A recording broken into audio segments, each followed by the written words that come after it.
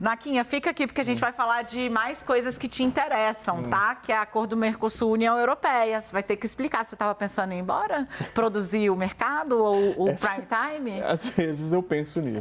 Não vai. Vai ficar aqui. Tô pedindo, sabe por quê? Lula disse que, olha, precisa ajustar, senão o acordo Mercosul e União Europeia não vai sair.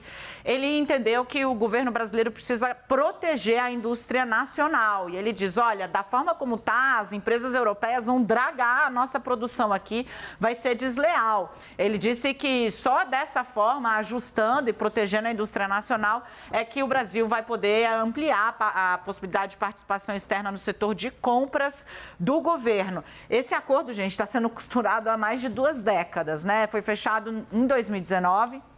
Mas tem resistência dos dois lados. Por quê, né? Os europeus também querem mais garantias de que, olha, a gente vai botar dinheiro aí, mas o Brasil vai ter que proteger o meio ambiente, né? Até porque o acordo foi em 19, era o governo Bolsonaro. E aí o chanceler brasileiro, né, diante das novas exigências, Mauro Vieira disse que vai haver uma reavaliação geral, né? Ele disse, olha, não dá nem para falar que o Brasil é que está sendo protecionista, porque os europeus dão aula nesse sentido e essas demandas podem acabar afetando a nossa indústria nacional. Que tal, Naquinha?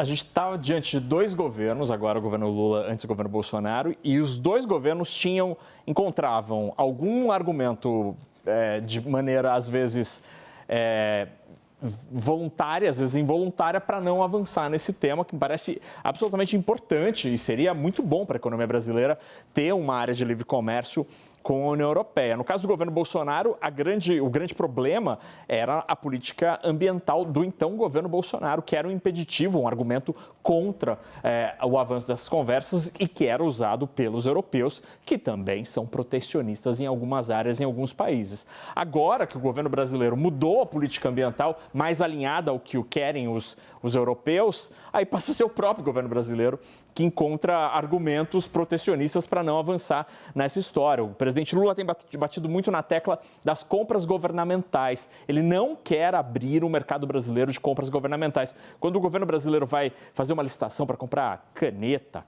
carro, qualquer coisa para o Estado brasileiro, são empresas brasileiras que disputam esta compra do Estado.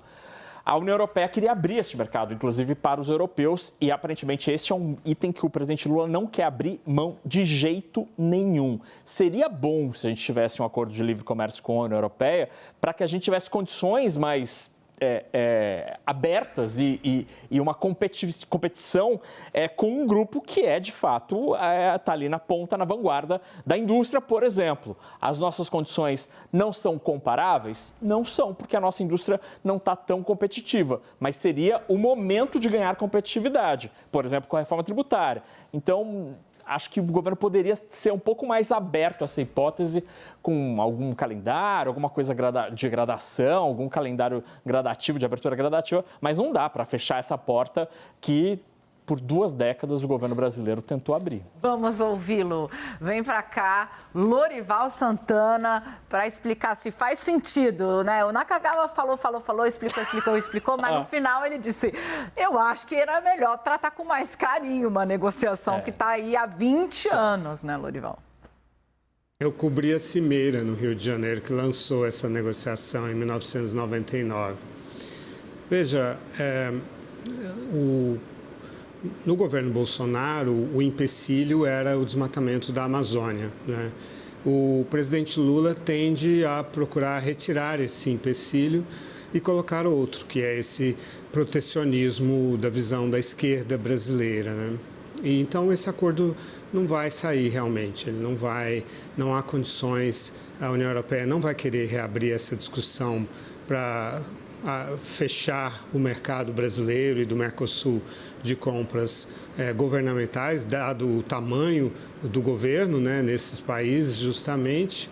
E, por outro lado, também não vai abrir mão de ver se os produtos, as commodities, não estão relacionadas com o desmatamento.